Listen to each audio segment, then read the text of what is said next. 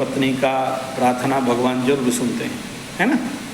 और देखो, ग्रहों में दम नहीं है एक सती नारी के सतीत्व के ऊपर। एक बात हमेशा याद रखना, अगर कोई नारी सतीत्व में है और ईमानदारी से भगवान के पास प्रार्थना करती है और अपने पति के सिवा किसी और के बारे में उसके मन में मानसिक लेवल में भी चिंता नहीं है, यानी सती नारी है, और हो गए पक्का, शुक्र यहाँ बढ़िया घर में बैठा है, इनका शुक्र मजबूत है, तो इनका पत्नी। शुक्र अगर पीड़ित होता तो मैं बोलता कि चलो यार ये तो खुद चालाक औरत है बोल के, लेकिन यहाँ का शुक्र मित्रग्रही है, अच्छे हैं, कारक में बैठे हैं, चतुर्थ भाव में बैठे हैं, तो स्वाभाविक बात है उत्तम पत्नी आपको। और शुक्र यहाँ पर बड़े शुद्ध अवस्था में बैठा हुआ है, तो यहाँ से इनका पत्नी को हम देख पा रहे हैं।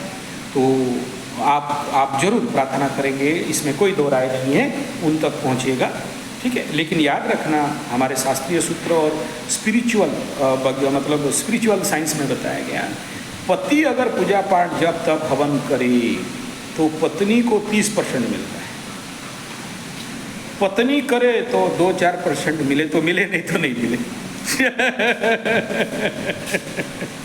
ठीक है।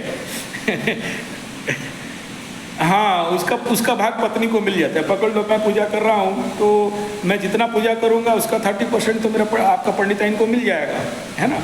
लेकिन पंडिताइन करे तो मेरे को 2-3% मिले, नहीं मिले गारंटी नहीं, ठीक है।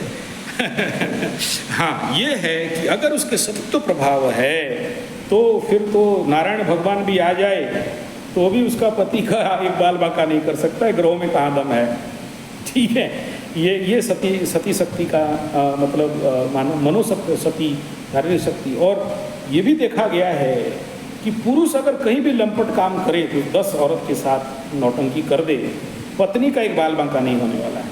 लेकिन पत्नी किसी और पुरुष के साथ अगर थोड़ा भी कुछ नौटंकी कर दे, नौटंकी शब्द डेस, तो पति का बेड़ा गर्द होना 100% है। मतलब उसका इम्पैक्ट बहुत भयंकर रूप में पड़ता है, क्योंकि नारी धारण करने वाली शक्ति है, महामाया शक्ति है और ये मातृशक्ति है। तो पति को ये ग्रहण करके रखा है, ऑब्जर्व करके रखा है, सुरक्षा दे के रखा है।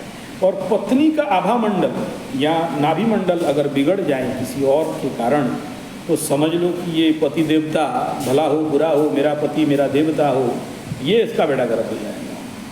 तो आप जरूर प्रार्थना करें और जरूर इनके नाम पे पूजा पाठ हवन करवाइए, इसमें कोई दो राय नहीं है, काम देगा, लाभ देगा।